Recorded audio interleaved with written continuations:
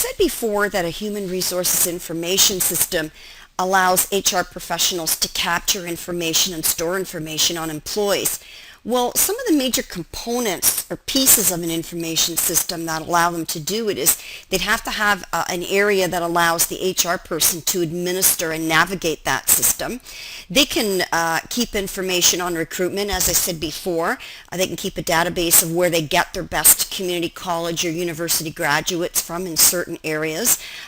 It also helps them to manage or to see time and attendance. So a lot of times your attendance is taken at a company to see how often you've been away from work, whether it's sick or you've been late or whatever. So they'll track your time and attendance, training and development.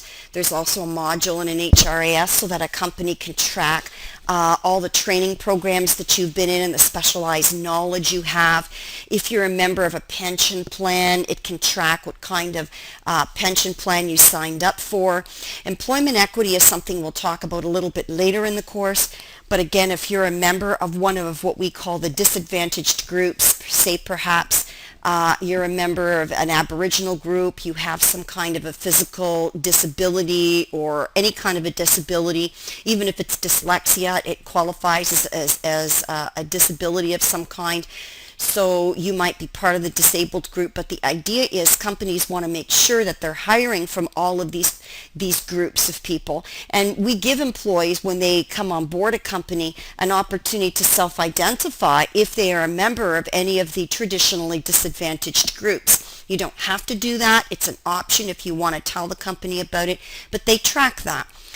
Performance evaluation, again, we mentioned before, a history of your performance appraisals and how well you've done in a company, any benefits that you've signed up for, the organization structure and who reports to whom, so who's your boss, so just kind of like the organization of who reports to whom, how many people are in a department.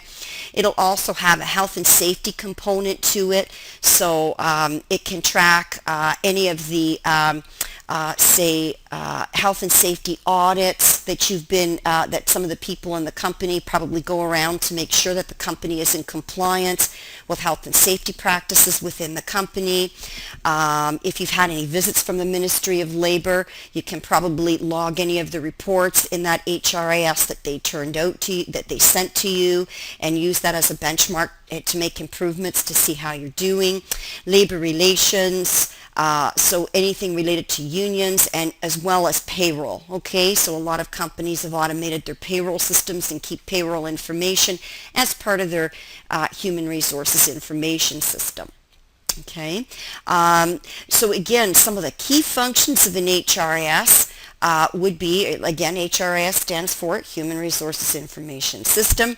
It'll record and maintain your training, your benefits. It can track to make sure that the company is in compliance with health and safety legislation, the collective labor agreement rules.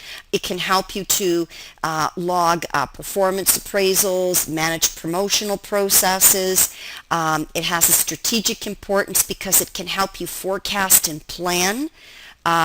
So for example, if we know we're going to have 5 vacancies in engineering, and we know we're going to have 2 this year and 3 next year, our HRIS system can tell us that, so we can plan when we're going to go out and recruit and know how many people we need to hire. And it can also help us make decisions because, again, once we know what kind of training our people have had, how well they've performed in their current jobs, it can help us decide who gets promoted. So that's the end of our videos for now, and then we'll be moving on to the next set of videos in our upcoming chapter. Thanks for listening.